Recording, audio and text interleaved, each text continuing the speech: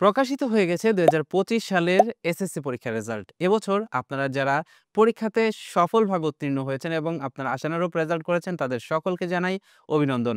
আপনাদের ভিতরে এমন অনেকেই আছেন যারা আশানুরূপ রেজাল্ট পাননি। তার মানে আপনার একটা বিষয়ে অনেক ভালো রেজাল্ট করার কথা ছিল কিন্তু আপনি দেখতে পাচ্ছেন সেই বিষয়টাতে আপনার মার্ক কমে এসেছে অথবা আপনি সেই সাবজেক্টটাতে আপনি ফেল করেছেন। আপনারা চাইলে সঠিক নিয়মে বোর্ড চ্যালেঞ্জের মাধ্যমে আপনার খাতা পুনর্নিরীক্ষণ করতে পারেন। আপনারা অনেকেই একটা বিষয় জানতে চান যে কিভাবে সঠিক নিয়মে বোর্ড চ্যালেঞ্জ করতে হয়। আবার অনেকেই প্রশ্ন করে থাকেন বোর্ড চ্যালেঞ্জ করলেই কি রেজাল্ট পরিবর্তন হয় কিনা এবং রেজাল্ট কিভাবে পরিবর্তন হয়।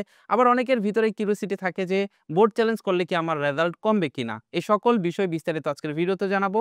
সেই সাথে দেখাবো কিভাবে আপনি সঠিক পদ্ধতিতে বোর্ড চ্যালেঞ্জ করে আপনার রেজাল্ট পরিবর্তন করতে পারেন।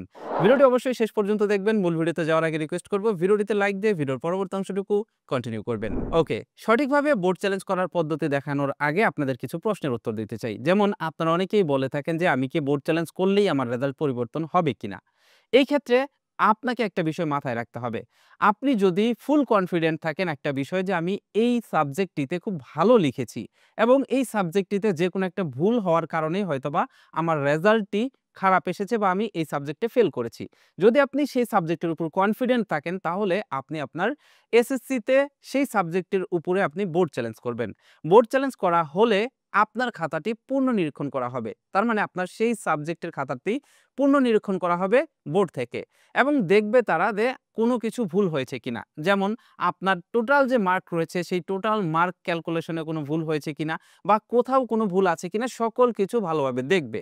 দেখার পরে যদি আপনার রেজাল্ট পরিবর্তন হয় তাহলে অবশ্যই আপনার সেই বিষয়ে পাস আসতে পারে। এটা সম্পূর্ণ ডিপেন্ড করবে আপনি কিভাবে লিখেছেন বা আপনার খাতায় আপনি কি লিখেছেন এইটার উপরে। বোর্ড চ্যালেঞ্জ করলেই যে আপনার রেজাল্ট পরিবর্তন হবে বিষয়টা কিন্তু এমন না।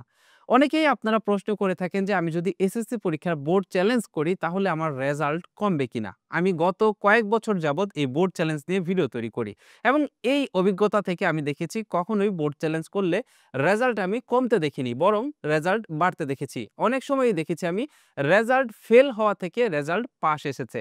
আপনি যদি গত বছরের এসএসসি পরীক্ষার বোর্ড চ্যালেঞ্জের রেজাল্ট দেখেন তাহলেই আপনি বুঝতে পারবেন কতজন লোক বোর্ড চ্যালেঞ্জের জন্য আবেদন করেছিল এবং কতজন লোক ফেল থেকে পাস করেছে। তো এবার চলুন জেনে নেই কিভাবে আপনারা সঠিক নিয়মে বোর্ড চ্যালেঞ্জ করবেন।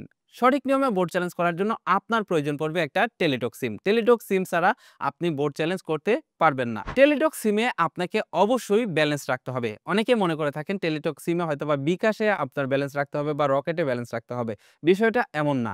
আমরা যেরকম সিমের ভিতরে রিচার্জ করি আপনি ঠিক একইভাবে আপনার টেলিটক সিমের ভিতরে রিচার্জ করবেন এবং আপনাকে যেটা মাথায় রাখতে হবে সেটা হলো প্রত্যেকটা সাবজেক্টের জন্য ১৫০ টাকা করে আপনাকে চার্জ করা হবে। এখন আপনি যদি ৪ টা সাবজেক্টের জন্য আপনি যদি বোর্ড চ্যালেঞ্জ করেন তাহলে ৪ টা সাবজেক্টের জন্য আপনাকে ১৫০ টাকা করে যোগ করে আপনাকে আপনার অ্যাকাউন্টে ব্যালেন্স রাখতে হবে। যেমন ২ টা সাবজেক্টের জন্য আপনাকে ৩০০ টাকা রাখতে হবে, ৩ টা সাবজেক্টের জন্য আপনাকে ৪৫০ টাকা আপনার মোবাইল ফোনের রিচার্জে রাখতে হবে এবং চেষ্টা করবেন মোট ব্যালেন্স থেকে ৫-১০ টাকা বেশি রাখতে। তার কারণ অনেক সময় এসএমএস চার্জও কিন্তু কাটা হয়। টেলিটক সিমে ব্যালেন্স রিচার্জ করার পর আপনি যেটা করবেন আপনার ফোন থেকে চলে যাবেন মেসেজ অপশনে।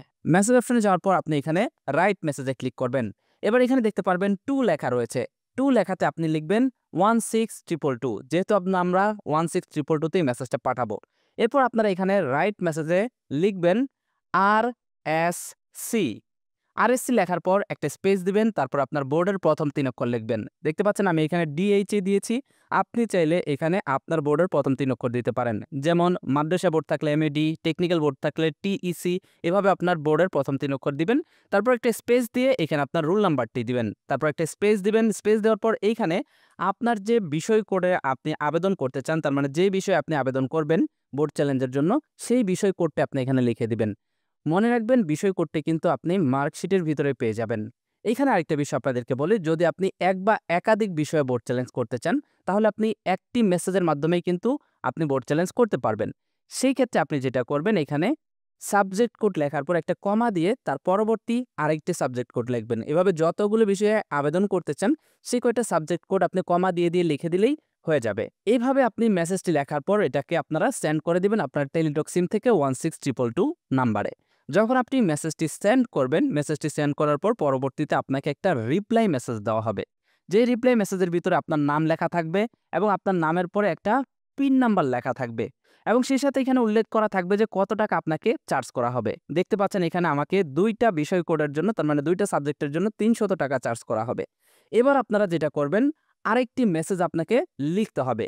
সেটা হলো, আপনারা এখানে মেসেজ অপশনে গিয়ে আবারও টাইপ করবেন RS3, তারপর একটা স্পেস দিবেন, তারপর লিখবেন ইয়েস, তারপর একটা স্পেস দিবেন। স্পেস দেওয়ার পরে আপনি মেসেজের ভিতরে যে পিন নাম্বারটা রয়েছে, সেই পিন নাম্বারটা এখানে দিবেন। পিন নাম্বার দেওয়ার পরে একটা স্পেস দিবেন। স্পেস দেওয়ার পরে এখানে আপনি আপনার কন্ট্যাক্ট নাম্বার দিবেন। এই ক্ষেত্রে আপনি যেকোনো কন্ট্যাক্ট নাম্বার দিতে পারেন। তার মানে আপনি আপনার নিজের গ্রামীণ নাম্বারও দিতে পারেন, রবির নাম্বারও দিতে পারেন বা যেকোনো নাম্বার দিতে পারেন। এইটা শুধুমাত্র আপনার কনফার্মেশনের জন্য। এবার আপনি সেই নাম্বারটি দিয়ে এখান থেকে মেসেজটিকে সেন্ড করে দিবেন।